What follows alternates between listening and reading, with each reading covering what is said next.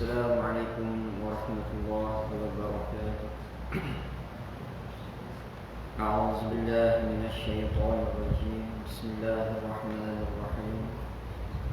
الحمد لله نحمده ونستغفره ونعوذ بالله من شرور أنفسنا ومن سيئات أعمالنا. من يهده الله فلا مضل له ومن يضلله فلا هادي له. أشهد أن لا إله إلا الله وأشهد أن محمدا رسول الله.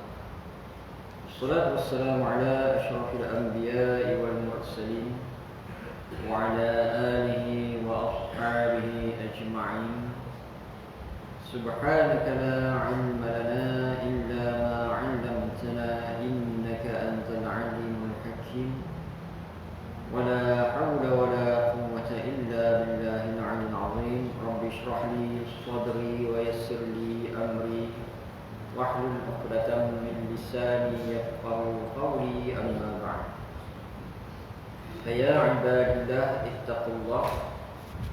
أوصيكم وإياي بتقوى الله فقد فاز المتقون. وأما بعد، Alhamdulillah, kita rapatkan setinggi-tinggi pujian kehadrat Allah Subhanahu wa taala, dan kita bersyukur kehadrat Allah Subhanahu wa taala kerana dengan limpah kurnia, taufik dan hidayah Allah Subhanahu wa taala dapat kita menyambung kembali kuliah kita menggunakan kitab penawar bagi hati, iaitu kitab tasawuf. Kita sambung pada tajuk qala mu'allifu rahimahullah wa anfa'ana bi'ulumihi fid darain amin ya rabbal alamin. Bab yang keempat pada menyatakan sabar. Betul kan? Ini bermaksud kita masih dalam perbincangan berkenaan dengan perangai yang terpuji ataupun sifat yang terpuji ataupun mahmudah. Sifat mahmudah ataupun terpuji ini disukai oleh Allah Subhanahu wa taala. Dan sifat terpuji inilah yang sepatutnya hendaklah kita ada di dalam hati kita. Ketahui olehmu bahawasanya sabar itu menahan diri daripada marah atas sesuatu yang tiada disukainya, dan menahan lidah daripada mengadu kepada yang lain daripada Allah Ta'ala. Ketahui olehmu, hendaklah kita belajar tentang sabar. Apakah maksud sabar? Sabar adalah menahan diri daripada marah. Menahan diri daripada marah, itu maksudnya sabar. Marah ke atas apa? Sesuatu yang tiada disukai. Marah ni maksudnya apabila kita tidak suka sesuatu, kita marah. Itu maksudnya marah. Dan apabila ada sifat marah itu ataupun ada sesuatu keadaan yang menyebabkan kita marah, kita kena sabar. Dan menahan lidah daripada mengadu kepada lain daripada Allah. Begitu juga hendaklah kita sabar untuk kita mengadu kepada Allah, bukan kita mengadu kepada makhluk. Yang kita sabar untuk menahan diri daripada kita mengadu kepada makhluk. Yang kita mengadunya adalah kepada Allah. Mana dua keadaan sabar di sini. Yang sabar apabila berhadapan satu perkara yang kita tidak suka, yang menyebabkan kita marah. Yang kedua, sabar apabila kita ada sesuatu keperluan hajat untuk kita mengadu kepada Allah, bukan kita mengadu kepada makhluk.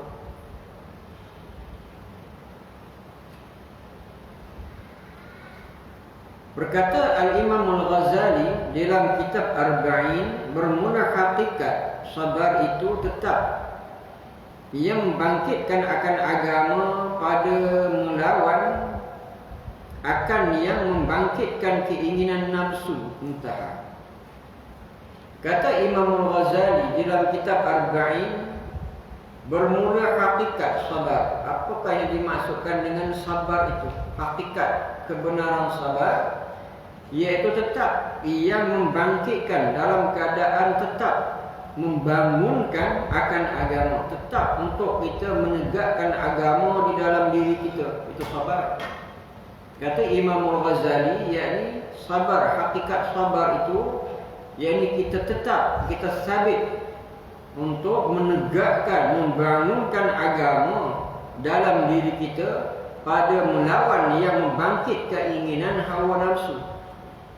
Mana kita bangunkan agama dalam diri kita bertujuannya untuk menundukkan keinginan nafsu. Sebab marah itu adalah merupakan pekerjaan nafsu.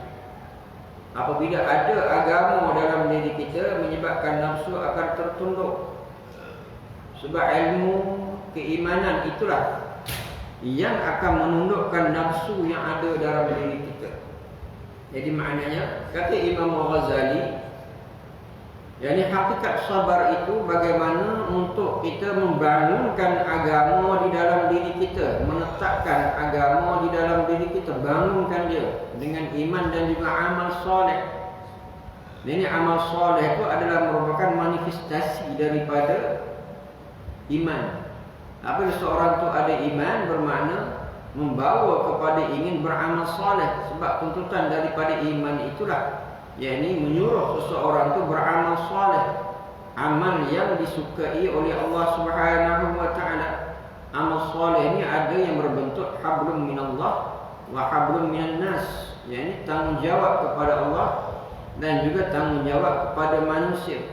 Jadi maknanya apabila seorang itu dia beriman, maknanya dia akan membangunkan keinginan untuk beramal soleh. Jadi amal soleh kita sebutkan tadi, yakni hablum minallah wa hablum minan nas.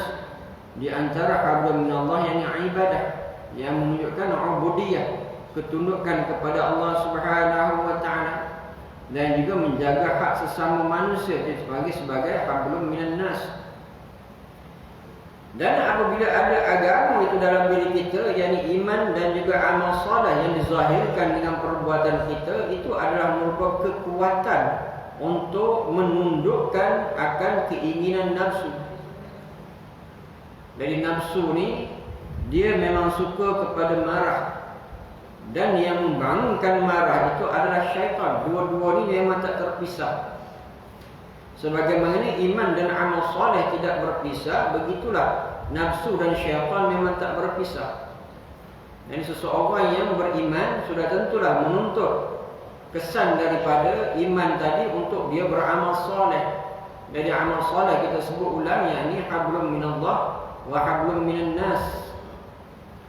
Dan apabila ada iman dan juga dizahirkan dengan amal soleh, yang mana nafsu itu akan tertunduk. Dengan sebab iman dan amal soleh, kemuncak daripada iman dan amal soleh, yakni taqwa kepada Allah Subhanahu wa taala.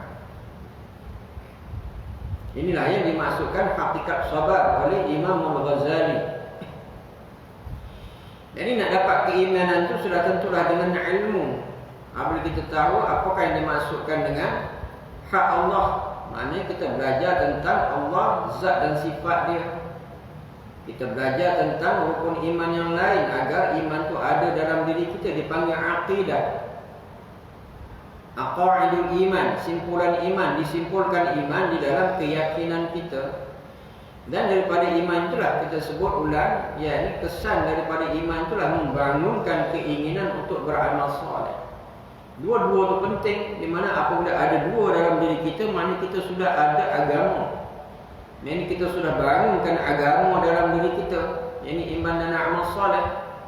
Dan apabila ada agama itu, dia akan menundukkan nafsu. Nafsu ni tidak boleh dibuang, sebab nafsu itu adalah kekuatan untuk kita hidup. Walaupun sebegitu, nafsu yang tidak dipandu oleh iman, di mana dia akan membawa tuannya kepada jalan yang salah. Sebab nafsu itu ammaratun bisu', sentiasa menyuruh kepada kejahatan. Dan apabila dipimpin oleh iman dan ketakwaan kepada Allah, nafsu itu dia akan jadi kuat untuk beribadah. Intaha, habis. Intaha itu maknanya las. Seperti kita kata Sidratul Muntaha. Sidrah tu maknanya bidara, pokok bidara, pohon bidara. Muntaha tu last, akhir. Macam mana Allah makna Muntaha tu mana tempat akhir. Maknanya dia satu tempat isim makan. Sidratul Muntaha. Sidrah tu pokok, Muntaha tu tempat yang last. Apabila ada min di situ, dia akan berubah jadi isim makan ataupun isim zaman. Contohnya sajadah, perbuatan sujud, masjid tempat sujud.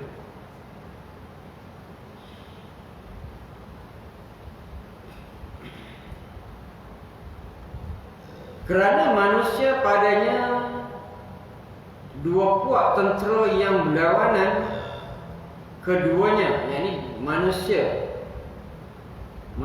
diri kita ni akan berhadapan dengan dua tentera yang berlawanan. Kita ni sentiasa berperang. Sebagaimana yang kita faham, yakni merdeka tu satunya merdeka jiwa raga kita daripada penjajahan. Dan juga melawan penjajah ni tidak terhenti sebab nafsu dan syaitan tu sentiasa akan menjajah. Maknanya apabila negara kita merdeka, maknanya itu merdeka secara zahir, merdeka daripada dijajah, agar kita dapat memerintah mentadbir dengan apa yang kita inginkan. Walaupun negara kita sudah tidak dijajah, tetapi masih ada dua penjajah yang akan tetap menjajah kita, yakni nafsu dan juga syaitan. Inilah maksudnya yakni sentiasa kita akan berperang. Pertama, akal dan segala yang membangkitkannya. Yang pertama akal dan apa sahaja yang berkaitan dengan akal kita. Dan yang kedua syahwat dan segala yang menyerunya. Syahwat itu keinginan, dan kawan kepada syahwat itu adalah syaitan. Kawan kepada akal itu adalah malaikat.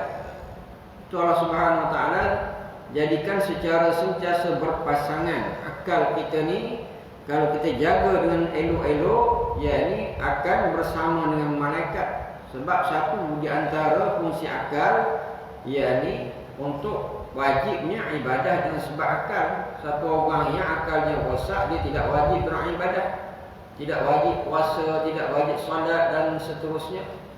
Tapi kalau akal tu sihat, di mana satu syarat daripada seseorang tu wajib untuk beribadah, wajib solat, satu daripadanya syaratnya akal. Mukallaf, apa maksud mukallaf? Aqilun balighun, berakal dan cukup umur dalam Islam. Jadi penting akal ni untuk dijaga, dan akal ni kalau dijaga betul-betul, di mana dia kawannya adalah malaikat. Yang kedua yang ada dalam diri kita syahwat, dan kawan kepada syahwat tu adalah syaitan, dan akan jadi musuh dan akan jadi penjajah. Jadi nafsu ataupun syahwat ni ammaratun bisu, anna, dan ini sentiasa menyuruh kepada kejahatan. Maka jika benar yang menyuruh agama, saya telah hasil pangkat sabar. Jadi kalaulah yang menyuruh kepada agama itu benar, maknanya akan sampai kepada martabat kedudukan sabar. Yang mana kita sebutkan tadi bagaimana nak bina agama dalam diri kita, iman dan amal soleh. Dan iman dan amal soleh kemuncak daripadanya adalah takwa kepada Allah Subhanahu Wa Taala. Kalau ada itu dalam diri kita, kita akan sampai kepada kemuncaknya, yakni ada memiliki sifat sabar. Orang yang ada iman dan beramal soleh dan bertakwa kepada Allah, dia akan menggarap buah daripadanya, yakni sabar. Sabar itu adalah buah daripada iman dan juga amal soleh. Kita faham kenapa kita hidup, kita faham kenapa kita berakidah, kita faham ke mana kita akan pergi. Dan bermula sabar itu fardu ain atas tiap-tiap mukallaf. Hukum apa? Hukum sabar itu apa? Hukum sabar itu adalah fardu ain, kewajipan secara ain, kewajipan terhadap setiap individu untuk dia sabar. Maknanya sabar itu adalah perintah fardu daripada Allah, untuk wajib untuk kita amalkan dalam hidup kita, bukan sunat. Sabar ni bukan amalan sunat, tapi adalah satu kefarduan secara ain. Fardu bukan fardu kifayah, fardu ain. Mukallaf itu apa? Aqilun balighun. Apa maksud mukallaf? Aqil, berakal dan juga baligh. Orang yang sudah mukallaf, mana orang itu sudah ada dua sifat bagi dia, yakni berakal dan juga cukup umur dalam Islam. Satu daripada tanda cukup umur dalam Islam, mimpi keluar mani berlaku kepada laki-laki dan perempuan. Satu daripada sifatnya.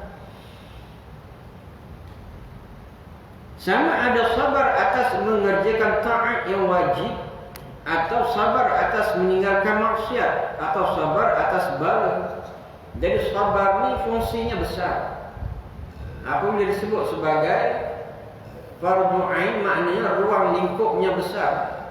Sabar itu ruang lingkup yang bagaimana? Yang pertamanya sabar untuk mengerjakan ketaatan yang wajib kepada Allah, dan juga sabar untuk meninggalkan maksiat. Yang ketiga, sabar atas bala. Jadi sabar ni kadang-kadang dipahami oleh kebanyakan manusia. Sabar sebab bala, sebab ujian, sebab sesuatu yang menyakitkan kita, sebab mati ataupun sakit badan kita, hilang harta benda ataupun kematian. Itu sabar atas bala. Itu biasa kita faham. Tapi jarang kita faham sabar untuk melakukan kewajipan kepada Allah. Kita nak solat maghrib, sabar nak solat maghrib, sebab waktu maghrib itu waktu yang mencabar. Memang jelas maghrib itu waktu yang mencabar. Bukan zaman kita sahaja, tapi bila-bila zaman. Maghrib ini di antara solat yang besar kedudukannya, pahalanya besar. Sebab maghrib adalah waktu yang mencabar. Waktu itulah kita nak balik kerja, ada orang yang nak mula pergi kerja balik. Ini waktu yang bertukar di antara siang dan malam. Jadi dua keadaan. Jadi sabar untuk kita menunaikan kefarduan. Contohnya solat. Di antara solat tadi, solat maghrib. Berapa ramai orang yang dia gugur ataupun tidak solat maghrib dengan sebab kerja. Jadi di antara kewajipan yang kita perlu jaga sabarnya adalah sabar untuk solat. Walaupun solat itu adalah merupakan ibadah yang hanya memerlukan masa yang pendek sahaja, mungkin dalam 10 minit, 15 minit selesai. Tetapi tidak semua orang yang mampu untuk solat. Wasta'inu bis-sabri was-salah wa innaha lakabiratun illa 'alal khashi'in. Yang solat itu berat, kata Allah, melainkan orang yang khashi'in, orang yang ada dalam dirinya kebesaran Allah Subhanahu wa taala. Berat, solat itu berat. Ada orang yang mampu untuk dia berpuasa bulan Ramadan, walaupun tak makan, tak minum, tidak jimat di siang hari 13 jam, 14 jam. Tapi orang yang berpuasa itu ada yang tak solat. Solat itu padahal 15 minit ataupun 10 minit ataupun kurang lagi. Tapi mereka mampu untuk berpuasa sebab solat itu buat. Jadi itulah, apabila kita tahu sabar ni di antaranya, yakni sabar untuk mengerjakan ketaatan yang wajib, yakni kepada Allah Subhanahu wa taala. Yang keduanya, sabar atas meninggalkan maksiat. Sabar untuk kita tidak buat maksiat kepada Allah. Kadang-kadang satu orang yang digoda oleh perempuan untuk berzina, dia sabar untuk tidak berzina. Kadang-kadang ada orang yang digoda oleh harta wang ringgit untuk mengambil rasuah, dia tidak tergoda dengan rasuah sebab dia sabar untuk tidak melakukan maksiat kepada Allah. Dia sabar.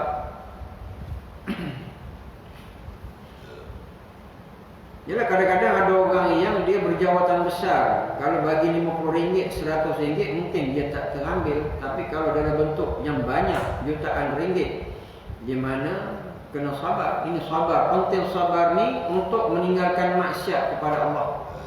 Kalau kita tidak sabar, di mana satu jalannya akan menuju kepada maksiat kepada Allah. Kita ambil barang-barang yang terlarang sebab kita tak sabar untuk menjaga hubungan daripada Allah. Agar kita tidak buat maksiat, tidak minum arak, tidak ambil dadal, tidak ambil segala bentuk hisapan. Sebab apa? Kita sabar agar kita tidak melakukan maksiat kepada Allah. Dan yang ketiga tu, yang sabar atas bala. Apabila kita diuji, sabar.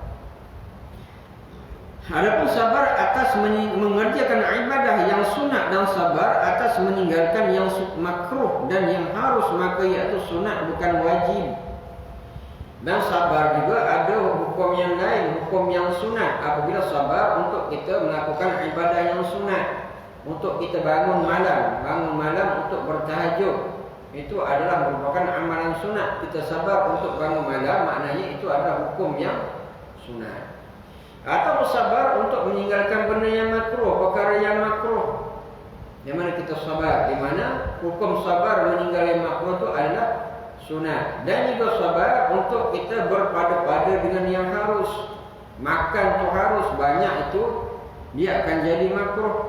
Kulu washrabu wa la tusrifu innahu la yuhibbul musrifin. Makanlah, minumlah, tapi jangan berlebih-lebihan. Allah Taala tak suka orang yang berlebih-lebihan. Asal makan minum tu harus. Kalau berlebih-lebihan boleh jadi makruh. Meninggalkan perbuatan itu adalah sunat.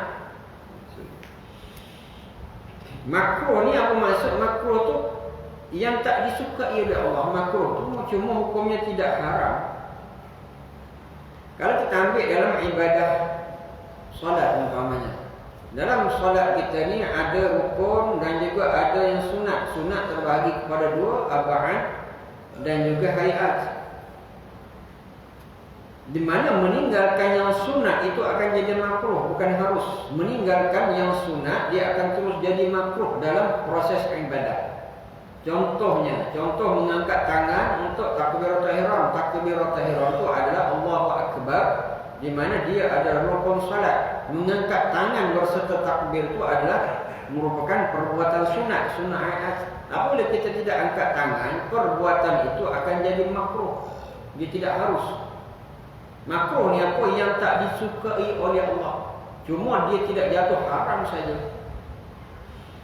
Jadi kita di antara dua itu saja. Dalam solat ni kalau yang sunat kita tinggalkan terus, dia akan jadi makruh. Dia tidak akan jadi harus. Jadi maknanya kita janganlah tinggalkan yang sunat dalam solat, sebab makruh itu adalah yang tak disukai oleh Allah walaupun dia tidak haram. Tapi Allah Ta'ala tak suka. Kirahah ataupun qarahah itu adalah sesuatu yang tak disukai, cuma hukumnya tidak haram. Demikian juga sabar atas membalas akan orang yang menyakiti dan yang menzalim akan dikau, maka iaitu sunat juga. Begitu juga apabila orang menzalimi kita dengan menzalimi dengan kata-katanya kasar umpamanya, kita sabar tidak membalas kata-kata yang kasar juga.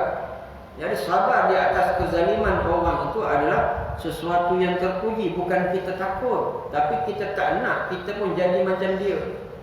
Orang makin hamun kita, kita makin hamun orang. Maknanya sama kita dengan dia. Sedangkan kita mengaku beriman kepada Allah. Apabila orang makin hamun kita, kita sabar. Bukan kita tak mampu makin hamun, dan lebih lagi mungkin kita boleh pukul dia, tapi kita sabar. Di mana itu adalah merupakan kedudukan yang terpuji. Dan perkara ini adalah sunat. Yakni apabila orang zalimi kita dengan kata-kata umpamanya, kita tidak balas kezaliman yang buruk kata-kata itu. Di atas sebab apa? Kita nak jaga lidah kita ni daripada menyebut perkara-perkara yang tidak baik. Di mana perkara itu adalah sunat juga. Tetapi pahalanya sangat besar kerana firman Allah Ta'ala. Kesan daripada sabar itu apa? Sabar itu apa? Yakni janji daripada Allah. Allah Subhanahu wa Ta'ala menyebut innama yuwaffas sabiruna ajrahum bighairi hisab. Yang bermaksud hanya saja disempurnakan akan sekalian yang sabar akan pahala mereka itu dengan ketiadaan kira-kira banyaknya. Ini janji Allah. Innama, ini sesungguhnya taufik Allah Subhanahu wa Ta'ala janji, yakni balasan kepada orang-orang yang sabar. As-sabirun maknanya orang-orang yang sabar. Ajruhum, yakni pahala bagi mereka bighairi hisab, dengan tanpa terhisab. Allah Ta'ala tak sebut berapa banyak. Allah Ta'ala tidak jumlahkan berapa banyak. Allah Ta'ala kata, Allah Ta'ala yang akan balas sendiri. Bagaimana orang berpuasa, Allah Ta'ala akan balas puasa dia itu. Allah Ta'ala tidak sebut jumlah. Bagaimana kita solat berjamaah, ada hadis mengatakan 27, ada 25, ada bermakna disebut akan jumlah. Tapi puasa tidak disebut jumlah, Allah Ta'ala akan balas. Dan begitu juga sabar, Allah Ta'ala tak sebut jumlahnya. Di mana Allah Ta'ala sebut banyak. Bighairi hisab, tanpa hisab. Jadi tak boleh kita nak fikir. Kalau kita pakai kalkulator pun, game kalkulator kita tak tahu berapa banyak. Banyak pahala bagi orang yang sabar. Benar-benar.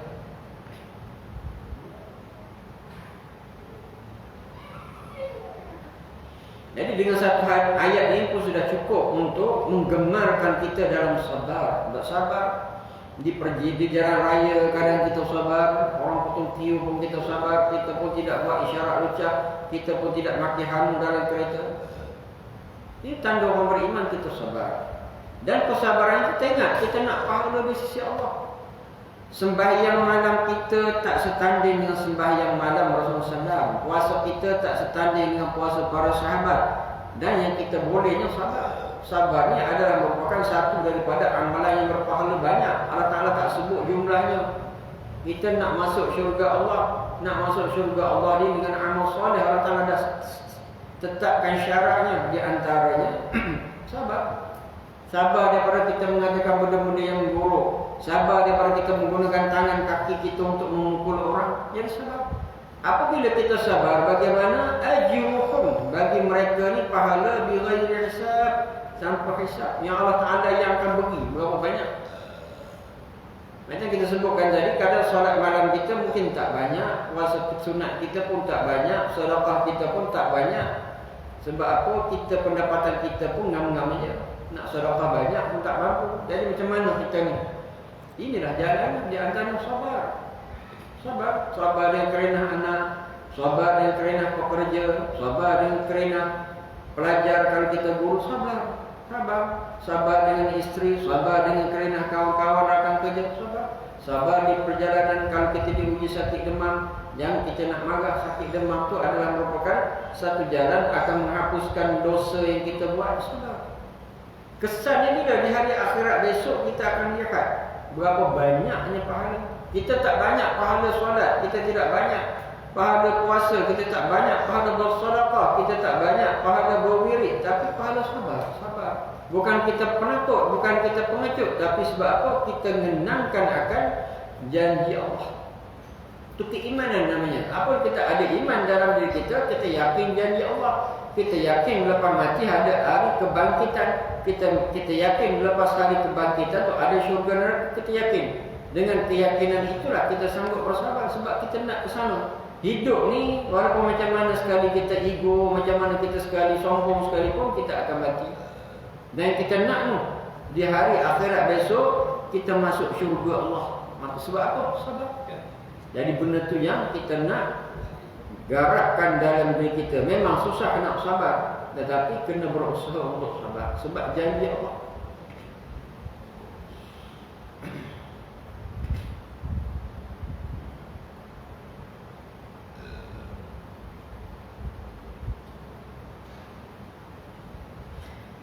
Telah menghimpunkan Allah Ta'ala akan beberapa perkara bagi sekalian yang sabar, iaitu menghimpunkan ia akan dia bagi yang lain daripada mereka itu seperti mengampuni dosa dan rahmat dan pahala dan jadi ikutan dan pertolongan kerana firman Allah Ta'ala. Masya Allah. Maknanya Allah Subhanahu Wa Ta'ala menghimpunkan berbagai-bagai kelebihan dengan sabar. Apabila kita sabar, di mana ada berbagai-bagai himpunan kebaikan kelebihan yang Allah Subhanahu Wa Ta'ala sediakan apanya. Apabila seseorang itu sabar, Allah Subhanahu Wa Ta'ala mengampuni dosanya. Sabar itu adalah merupakan jalan untuk mendapat keampunan daripada Allah. Itu yang satu. Yang kedua, apabila sabar ada rahmat. Rahmat daripada Allah. Itu yang kedua. Yang ketiga, sabar itu adalah sumber pahala. Yang keempatnya, sabar itu jadi ikutan, orang akan ikut. Apabila kita sabar, kita akan ramai orang ikut kita sebab kita sabar. Orang tengok kita ni boleh buat kawan, orang tengok kita ni boleh letak di depan sebab kita orang penyabar. Dan pertolongan begitu juga sabar. Orang yang sabar, Allah Subhanahu Wa Ta'ala akan beri pertolongan. Kerana firman Allah Ta'ala, kesemua ni ada dalil. Kesemua ni ada difirmankan oleh Allah Subhanahu Wa Ta'ala. Orang yang sabar, Allah Ta'ala akan ampunkan dosa, ada dalil. Orang yang sabar Allah Subhanahu wa taala akan rahmatkan dia, ada dalil. Orang yang sabar Allah Subhanahu wa taala akan memberi pahala. Yang kita baca tadi pahala ajrun bi ghairi hisab, ada dalil.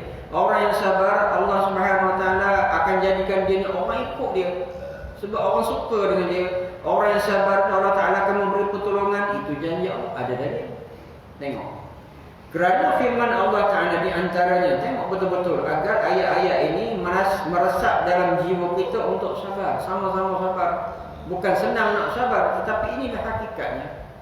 Amalan kita tidak banyak, tapi dengan sabar itu kita berdapat pahala yang banyak.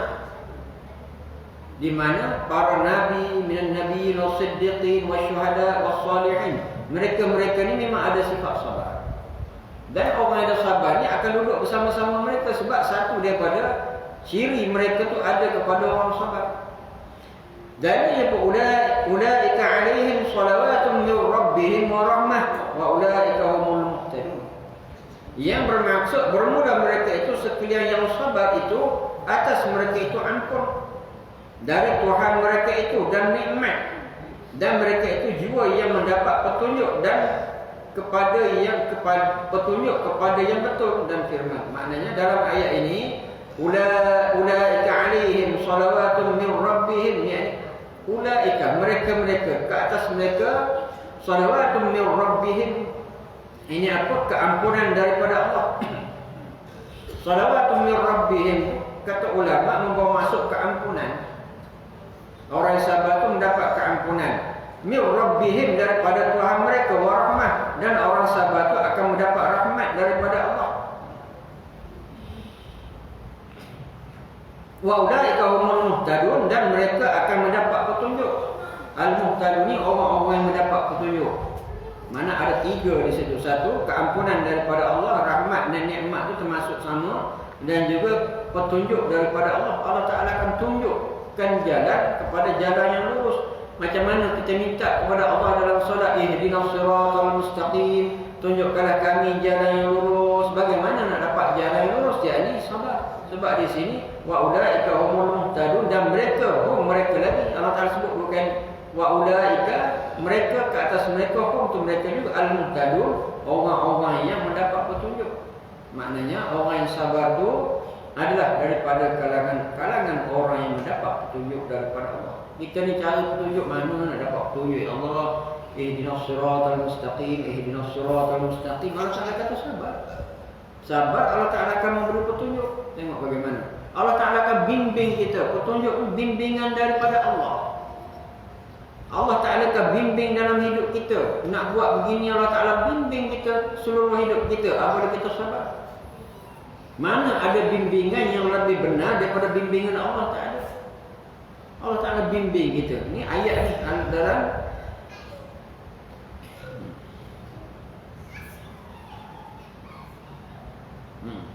Surah Al-Baqarah ayat 157 ni. Boleh rujuk Surah Al-Baqarah ayat 157. Ada nota. Kita boleh tengok tafsirannya. Ini orang yang sabar. Dan firman Allah Ta'ala lagi, wasbiru innallaha ma'as sabirin. Dan sabar oleh kamu kerana bahawasanya Allah Ta'ala serta sekalian yang sabar. Wasbiru fi'il amr, suruhan wajib di sini. Wajib kamu bersabar.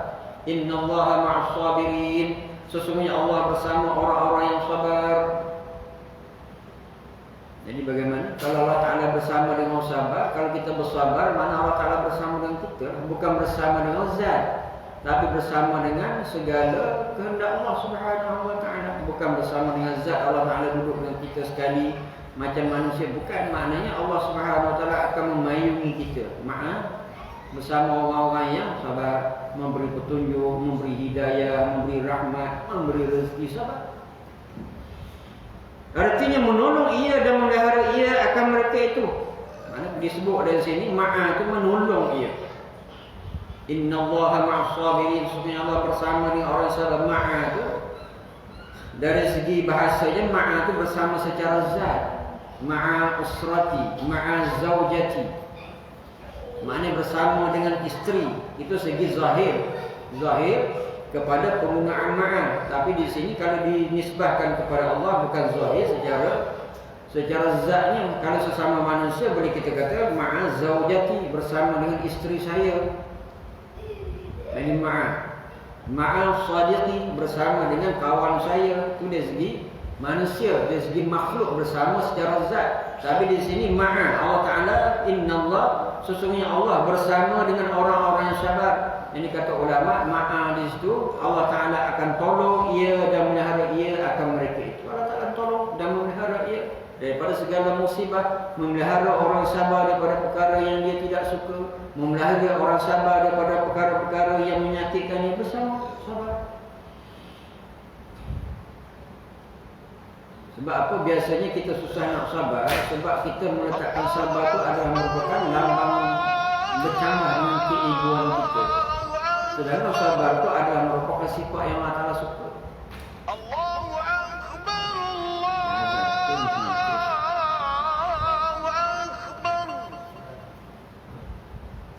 أشهد أن لا إله إلا الله. Dan firman-Nya, wa ja'alna minhum a'immatan yahduna bi amrina lamma sabaru. Ia bermaksud dan menjadikan oleh kami akan setengah daripada mereka itu akan merokok ikutan yang menunjukkan mereka itu dengan perintah kami kerana kalau sabar oleh mereka itu.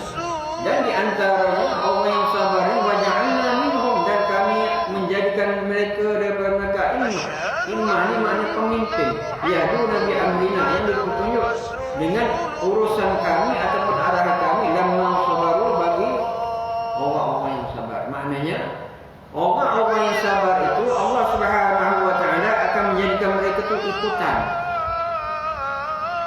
Nah, imam ini maknanya pemimpin. Dia akan jadi pemimpin, akan diikut pemimpin. Nak jadi pemimpin mesti ada orang ikutan. Tak ada orang dia jadi pemimpin, tak ada pengikut kat dia. Mana diikut pemimpin, mana orang yang memang ada ikutan, orang suka nak ikut dia sebab dia sabar. Dan begitu, bukan setakat begitu saja, bi amrina lamma sabaru, dengan arahan urusan kami, kata Allah Subhanahu wa Ta'ala. Mana orang yang sabar itu akan jadi diikut oleh orang, ada pengikut. Dan dia ni juga akan dibimbing oleh Allah Subhanahu wa Ta'ala. Itu kelebihan sabar. Yang menunjuki mereka itu dengan perintah kami. Ini perintah Allah. Bi amrina lamma sabaru, dengan perintah Allah. Yang pemimpin yang ada pengikut, dan dia sendiri bi amrina lamma, di mana dia akan dibimbing oleh Allah dengan perintah Allah Subhanahu wa Ta'ala. Dan mereka itu, dan firman-Nya, innama yuwaffas sabiruna ajrahum bighairi hisab. Yang tadilah hanya saja disempurnakan akan sekalian yang sabar akan pahala mereka itu dengan ketiadaan kira-kira. Sesungguhnya telah menyebut Allah Ta'ala akan sabar dalam Quran lebih daripada 70 tempat. Jadi orang yang sabar ini pahala tidak terhitung banyak, dan disebut di sini sabar itu disebut lebih daripada 70 tempat di dalam Al-Quran. Andai kata satu saja disebut oleh Al-Quran pun sudah tentu ianya ada sesuatu yang hebat, sesuatu yang agung, sesuatu yang perlu kita ambil perhatian. Kalau lebih daripada 70, maknanya lebih-lebih sangatlah, tak ada alasan lagi.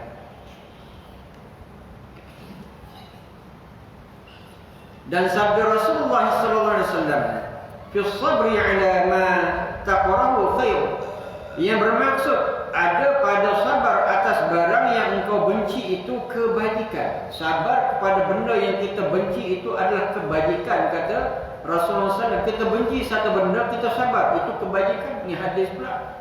Kita benci lah benda tu, orang tak suka lah kita. Melainkan benda tu benda maksiat, memang wajib kita benci. Maksiat tu sudah tentu wajib kita benci, tak boleh kita tak benci maksiat. Ini benda yang bukan maksiat, tapi kita tak suka. Dan kita sabar.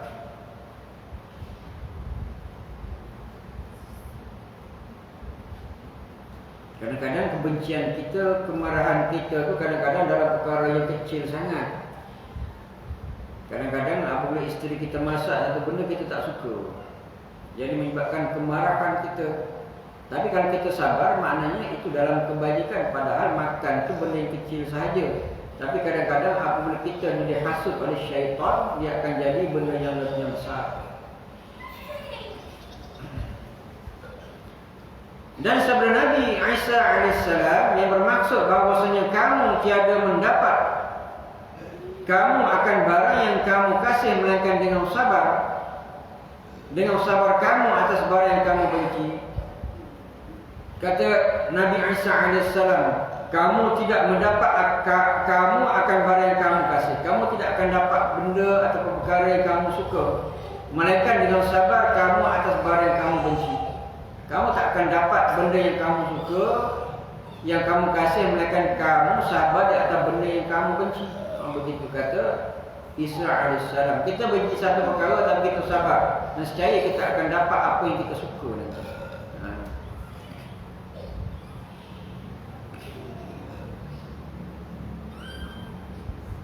Dan ketahui olehmu bahawasanya sabar itu 3 pangkat. Sabar itu ada 3 pangkat, 3 kedudukan. Yang pertama, pangkat yang lebih tinggi dan lebih kuat, bahawa menghinakan ia akan yang menyeru kepada keinginan hingga tiada ada tinggal baginya kekuatan, dan tiada dapat sampai kepada ini pangkat melainkan dengan mengekalkan sabar dan dengan lama bersungguh-sungguh, dan barang yang sampai kepada ini pangkat masuk dalam perhimpunan sekalian mereka yang dikatakan bagi mereka itu. Apa maksud ni? Pangkat yang paling tinggi. Macam mana nak dapat pangkat yang paling tinggi ni? Pangkat yang lebih tinggi dan lebih kuat. Bahawa apa? Cara macam mana nak dapat pangkat yang tinggi? Menghinakan, merendahkan. Menghinakan maksud merendahkan ataupun menundukkan.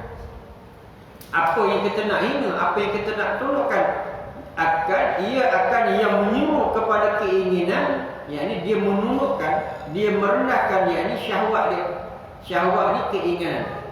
Zuyyina lin-nasi hubbus syahawati minan nisa, yakni dijadikan indah pandangan itu kepada keinginan-keinginan. Syahwat tu keinginan-keinginan, banyak keinginan, di antaranya Zuyyina lin-nasi hubbus syahawati minan nisa wal banin, di antaranya lah, yakni dijadikan indah pada pandangan itu keinginan-keinginan kepada perempuan dan juga kepada banin, yakni kepada anak-anak. Keinginan, syahwat tu keinginan maknanya. Dan bagaimana nak jadikan, nak duduk peringkat yang tinggi ini, menghinakan, menundukkan, merendahkan akan keinginan tadi, syahwat tu, keinginan-keinginan tu kita tundukkan. Kalau dalam diri kita ni keinginan makan kuat, kita tundukkan dia, sebab keinginan makan tu adalah keinginan syahwat kita. Kalau dalam diri kita ni ada benda-benda keinginan yang kuat, kita tundukkan dia. Kalau zaman sekarang orang suka makan, ada orang yang dia bukan setakat suka makan, tapi dia memang suka untuk, maknanya mengiklankan makan-makan, dia suka makan. Jadi bagaimana makan tu asalnya harus tu keinginan. Tapi apabila kita mampu untuk tundukkan keinginan makan itu, di mana kita akan boleh capai kepada martabat itu, martabat sabar yang kuat. Keinginan makan, ada orang dia dalam hidup dia tu makan aja, kerja untuk makan, makan untuk hidup. Begitu je. Makan untuk hidup okey, biasa. Tapi kalau hidup untuk makan tu luar biasa. Betul? Betul.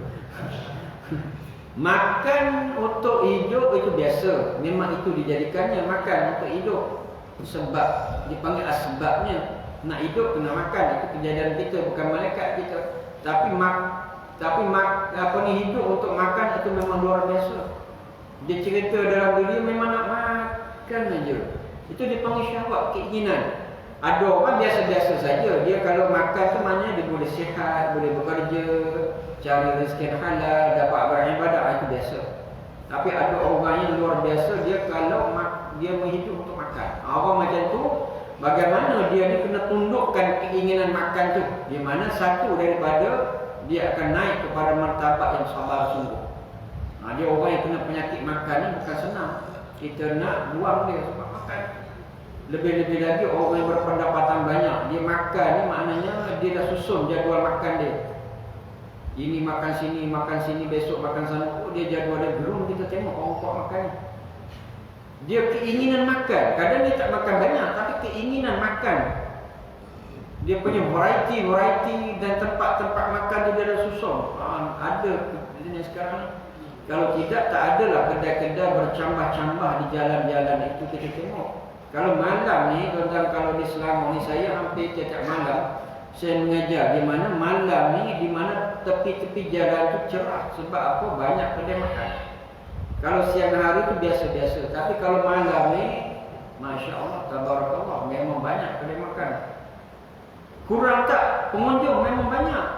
Daripada awal bulan, tengah bulan, akhir bulan, memang banyak. Kereta kadang-kadang bersusun-susun makan. Masya Allah. Apakah dia tak ada rumah? Ada rumah macam kita juga. Kita ni taklah, orang kata apa ni, makan untuk hidup. Kita ni tidak hidup untuk makan, sebab kita ni makan untuk hidup je. Oh, isteri masak, alhamdulillah makanlah. Kalau kita lapar sangat, tak sempat masak, mungkin kita bungkus. Zaman sekarang bungkus tu pun dah satu trend yang baru. Ada food grade. Anak-anak kita pandai lah tuan-tuan. Kena yang bekerja tu tuan-tuan, dia tak peduli lah. Maknya masak, dia pun food grade. Tengok.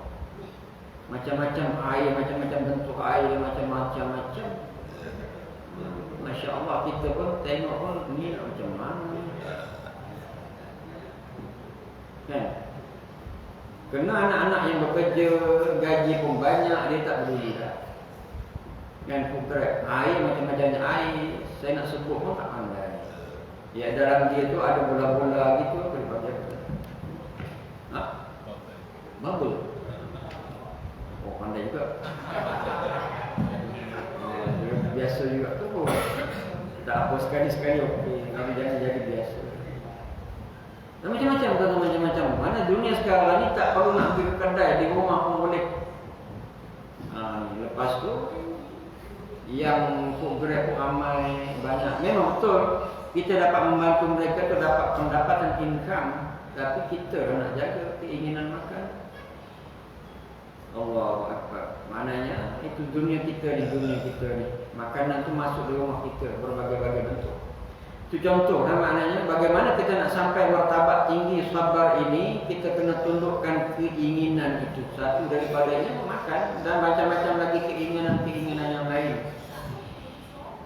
Dan di mana makannya asalnya harus. Tapi kalau dah semakin jadikan sebagai jadual hidup kita, mana perkara itu jadi makruh.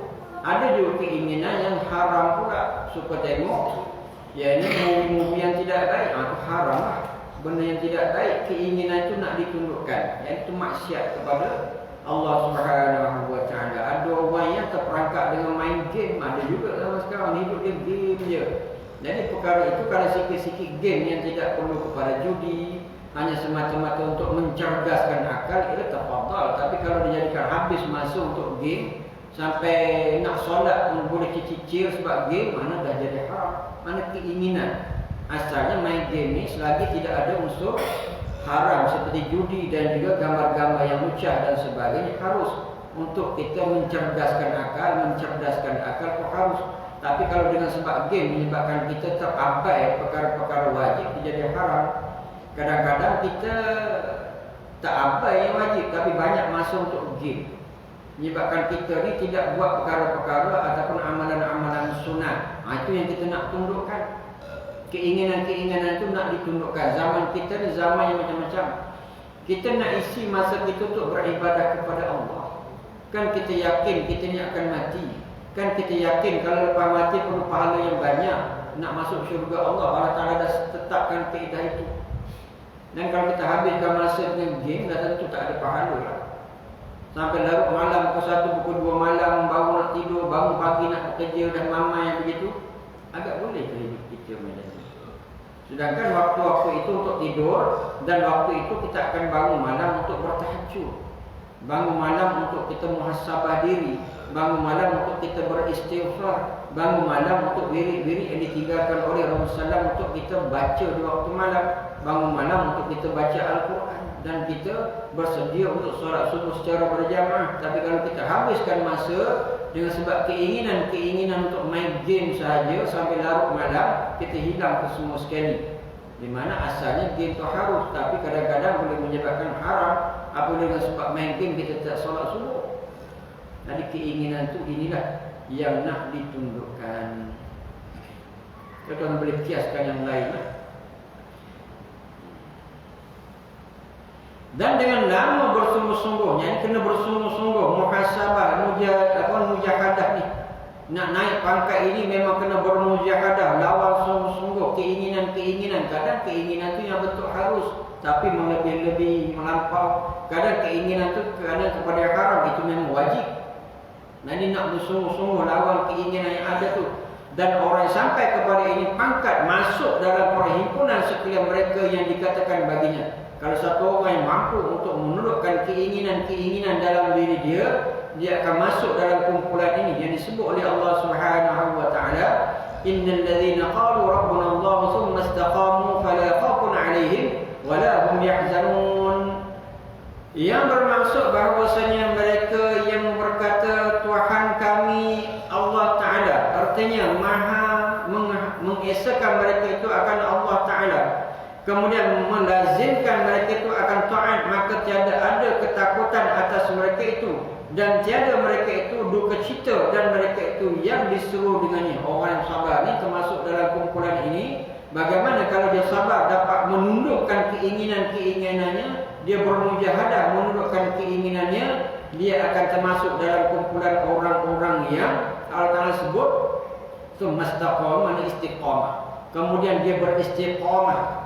Orang yang innal ladzina qalu, sesungguhnya orang-orang yang berkata qalu, mereka berkata Rabbana, Tuhan kami Allah, maknanya mereka beriman kepada Allah, mengesahkan Allah, mentauhidkan Allah. Tsumma istaqamu, kemudian mereka istiqamah, taat kepada Allah, istiqamah taat kepada Allah. Di mana orang macam ni di antara satu ketaatannya adalah sabar. Bagaimana kesannya? Fala khaufun 'alaihim, maka tidak khaufun, takut ke atas mereka. Mereka ni tidak akan takut. Allah Taala hilangkan perasaan takut dalam diri mereka. Tidak takut, mana tidak gerun selain daripada Allah. Mereka gerun kepada Allah sahaja. Mereka tidak gerun kerana tidak ada duit. Mereka tidak gerun kalau mereka ni miskin. Mereka tidak gerun sebab gerun kepada Allah. Allah Ta'ala memberi rezeki. Mereka tidak gerun. Gerun ni sebab gerun kepada makhluk. Orang yang istiqamah, orang yang penuh ketaatan dalam diri dia, di antara yang sabar, di mana tidak ada takut. Allah Ta'ala buang perasaan takut. Wala hum yahzanun, dan tiada mereka itu duka cita, dan mereka itu di antara dua lah di sini. Orang yang sabar, di mana orang tu dia taat kepada Allah, dan orang sabar ini dia tidak akan takut selain taat daripada Allah. Yang keduanya dia tidak sedih. Kan ada kitab la tahzan, kan, jangan sedih. Jadi mudah-mudahan kita dapat manfaat. Kita akan sambung lagi insya-Allah. Mungkin kita mula dengan yang pertama dulu. Jadi mudah-mudahan dapat manfaat kepada kita insya-Allah. A'udzubillahi minasyaitonirrajim. Bismillahirrahmanirrahim. Alhamdulillahirabbil alamin. Allahumma arinal haqqa haqqan warzuqna ittiba'ahu wa arinal batila batilan warzuqna ijtinabah. Wanfa'na bima 'allamtana waj'alna min 'ibadika as-salihin. وصلى الله على سيدنا محمد وعلى آله وصحبه وسلم والحمد لله رب العالمين. أقول قولي هذا وأستغفر الله العظيم لي ولكم ولسائر المسلمين والمسلمات فاستغفروه إنه هو الغفور الرحيم. السلام عليكم ورحمة الله وبركاته.